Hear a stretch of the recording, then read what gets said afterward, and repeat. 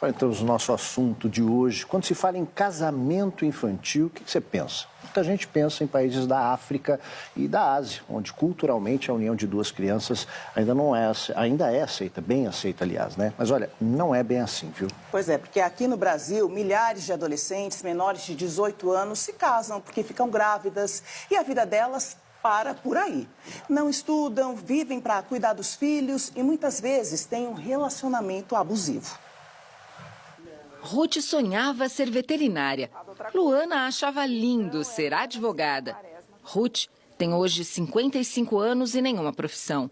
Luana, de 36, já foi cozinheira, faxineira, vendedora ambulante, confeiteira, mas nunca chegou perto das cadeiras de uma universidade. Ruth e Luana não se conhecem, mas essas duas mulheres de gerações diferentes têm histórias muito parecidas. Engravidaram aos 15, se casaram aos 16 e pararam de estudar. Ele não deixava eu estudar. Ele tinha ciúmes. Por vergonha das pessoas, comentário da mãe das minhas amigas. Hoje eu vejo as meninas que estudaram comigo, todas elas formadas num emprego muito bom. Tem uma que é médica, tem uma outra que é advogada, uma vizinha minha que é professora. Então, foram totalmente diferentes, né? A história dessas duas mulheres é muito parecida com a de cerca de 7,5 milhões de meninas em todo o planeta. A vida delas foi marcada pelo chamado casamento infantil, quando pelo menos um dos parceiros tem menos de 18 anos de idade. O Brasil ocupa o 4º lugar no ranking dos países com o maior número de casamentos infantis. Só não está pior do que países como Índia, Bangladesh e Nigéria. A evasão escolar, a gravidez precoce e a responsabilidade total dos afazeres domésticos costumam ser as consequências desse tipo de união. Ruth não guarda sequer uma foto do casamento e nem da própria juventude. Luana tem uma única foto, que custou a encontrar para nos mostrar. Entre o casamento precoce na adolescência e o divórcio já na idade adulta, cada uma ficou com o marido cerca de 20 anos. Tiveram outros filhos e dias muito difíceis. Tinha que ser do jeito dele, era do jeito dele. Se a comida era o que ele queria comer, tinha que ser o que ele queria comer. Eu não tinha voz ativa no casamento. Não, totalmente submissa. Ele me agredia muito, muito. E eu achava sempre que aquilo não ia durar, né? Que era para sempre, né? Que uma hora ele ia cair em si. Com filhos já crescidos, Ruth hoje cuida do pai que tem 90 anos e diz que seu único sonho é ter paz. Eu quero estar sempre em paz, estar sempre vendo alguma coisa boa nas pessoas. Luana tem ainda muitos sonhos. Vai completar o ensino médio, fazer um curso de gastronomia e está de novo apaixonada. Luana também quer que Ana, a filha de 8 anos, estude, faça faculdade e não se case cedo demais. Do jeito que a gente está criando ela não vai querer casar cedo. Ela vai querer estudar, porque ela ama estudar. E você não quer isso para ela? Não desejo nem para ela e nem para ninguém.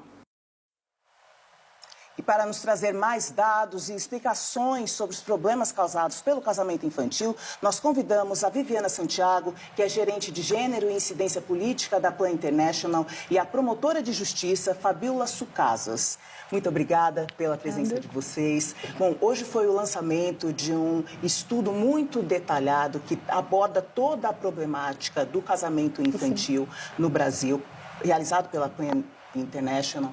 E eu queria saber por que isso acontece ainda nos dias de hoje em número tão grande.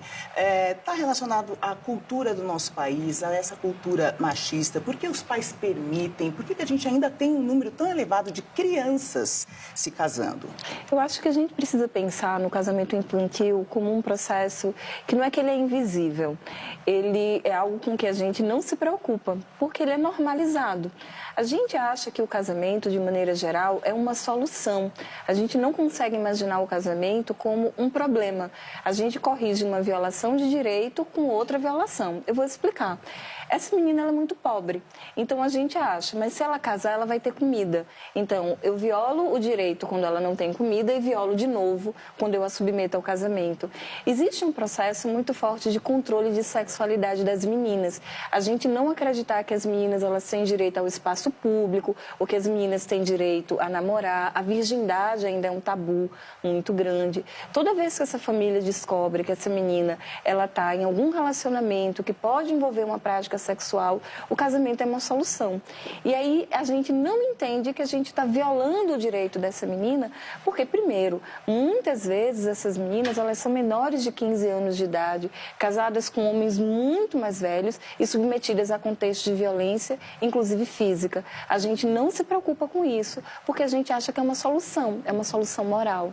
Doutora Fabiola, existe uma lei que é recente, eu pergunto se é uma lei recente, que menores de 16 anos não podem se casar, é isso? E é totalmente ignorada, então? Bom, essa lei ela veio a modificar o Código Civil em março desse ano. Na verdade, a idade núbil sempre foi 16 anos. O que a lei propôs foi retirar as brechas referentes às exceções dessa determinação. Então, abaixo de 18 anos e 16 anos, deve ter a autorização dos pais ou responsável legal para o casamento. Abaixo dessa idade, antes se permitia a partir de determinadas exceções, como, por exemplo, a gravidez. Hoje, a lei retirou essa brecha, logicamente que existem outros artigos que essa lei não contemplou e que, logicamente, a jurisprudência deve aí trazer a debate se esse casamento, que se foi realizado em condições contrárias à lei, mesmo, por exemplo, em situação de gravidez, se ele pode ser considerado nulo ou, eventualmente, invalidado.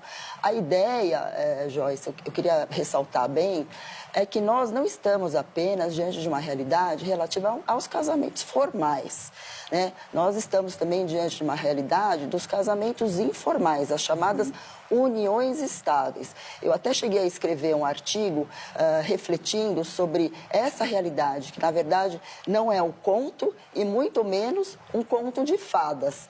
Na verdade, é uma realidade que tem raízes na desigualdade econômico-social, na desigualdade racial e também na desigualdade de gênero. E isso vai impactar de forma multidisciplinar não só a vida daquela menina, que sim, vários direitos delas estão sendo violados, inclusive direitos reconhecidos internacionalmente desde há muito tempo atrás. Eu acredito que essa lei ela veio em boa hora, mas demorou para chegar, né? Tanto que na justificativa dessa lei traz um dado de que mais de 800 mil meninas se casaram com menos de 15 anos, mas que desse número 10% se casaram com 10 anos de idade. Então, nós estamos diante de estupros legitimados.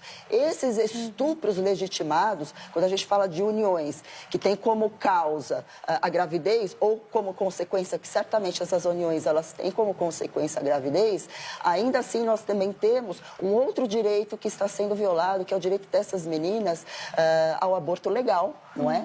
Então, dentro dessa contextualização, né, trazendo essa questão da legislação, é muito importante que essa questão, essa realidade seja colocada a debate para descortinar uma violência, uma verdadeira violação a direitos humanos das nossas meninas, que está sendo aí escancarada todos os dias e que vai marcar todos os destinos das mulheres. Como diz a Convenção de Pequim, a Declaração de Pequim, é o seguinte: as meninas são as mulheres de amanhã. Sem dúvida. A gente está falando aqui de um tema, trazendo para você em casa, que perpassa uma série de questões aí, portanto você já percebeu, quer dizer, não é só uma questão cultural, é fundamentalmente uma questão social e também de tudo isso que foi colocado. A conscientização me parece que é uma coisa muito importante. Eu queria contar aí para vocês em casa que a Joyce Ribeiro, ela é embaixadora no Brasil da Plan, né? Justamente trazendo esse rosto, essa voz, encampando isso, esta discussão. A luta da proteção dessas meninas. Exatamente, que é fundamental. Agora, Na reportagem, nós vimos aí o desejo da mãe de que a filha não viva a mesma história. Então, assim, quebrar esse ciclo me parece fundamental. E aí, quando a gente pensa nisso, a gente está também falando, por exemplo, de educação sexual nas escolas. Provavelmente a gente também vai estar falando de uma rede de proteção para esta família, para que esta menina não fique a família primeiro não esteja nessa situação de vulnerabilidade e não entenda uma solução, o casamento como uma solução, né? A gente está caminhando nesse sentido, na opinião de vocês? Eu acho que a gente precisa pensar nessa perspectiva de políticas que elas sejam intersetoriais e integradas. Mas a gente também precisa chamar para dialogar com a gente a compreensão de que esse é um processo fundamentalmente que envolve uma noção de gênero. Porque se assim não fosse, os meninos pobres, eles se casariam tanto quanto as meninas. E, no entanto, a gente sabe que é comum, né, que as meninas, elas se casam muito mais, infinitamente mais do que os meninos. Então, o primeiro passo é a gente revisitar os papéis tradicionais de gênero. O que é que a sociedade compreende por ser homem, por ser mulher? O que é que a gente naturaliza e banaliza na vida das mulheres? A gente precisa entender a infância e a adolescência como um período de proteção para as meninas. As meninas não são mulheres em miniatura e a gente tem uma tendência a achar que as meninas são mulheres em miniatura, menstruou, engravida, menstruou, casa. E a gente sabe, por exemplo, que a gravidez na adolescência é uma gravidez de alto risco.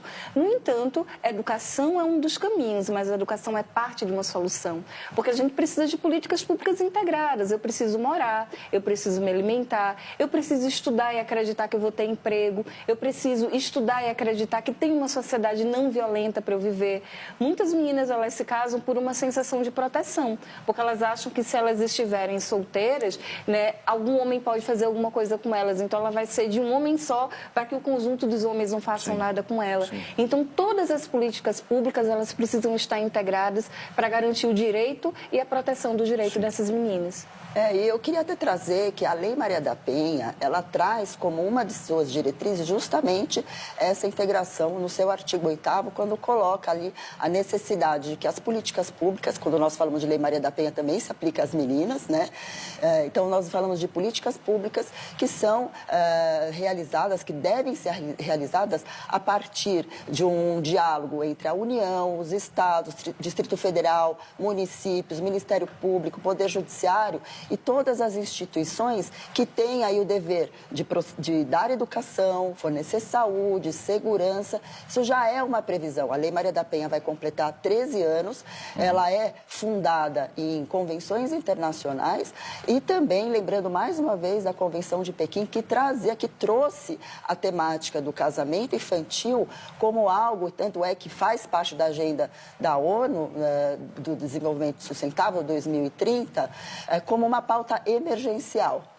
Doutora Fabíola, Viviana, muito obrigada pela presença de vocês. Parabéns por trazer essa discussão à tona e a público. Até a próxima. Coisa, né, Joyce? Só para acrescentar aqui, eu acho que é fundamental em casa a gente ter isso em mente. Isso não é uma conversa para a mulher. Isso não é uma coisa que interessa somente às mulheres. Você que é homem e está me ouvindo aí, você precisa pensar qual é a masculinidade que você quer ver, que você quer viver. Não é isso? Porque é isso que a gente está aprendendo com todo esse movimento que a gente está percebendo. Quer dizer, é um novo lugar da mulher na sociedade. Portanto, nós, homens, precisamos urgentemente também encontrar o nosso novo lugar nessa sociedade, que é junto com elas, lado a lado, e precisamos proteger não só as meninas, mas os meninos também, dessa repetição abusiva que vem por aí. Obrigado pela participação de vocês, viu? Nós que agradecemos. Obrigada. A gente vai para um rapidíssimo intervalo. Não saia daí, voltamos já.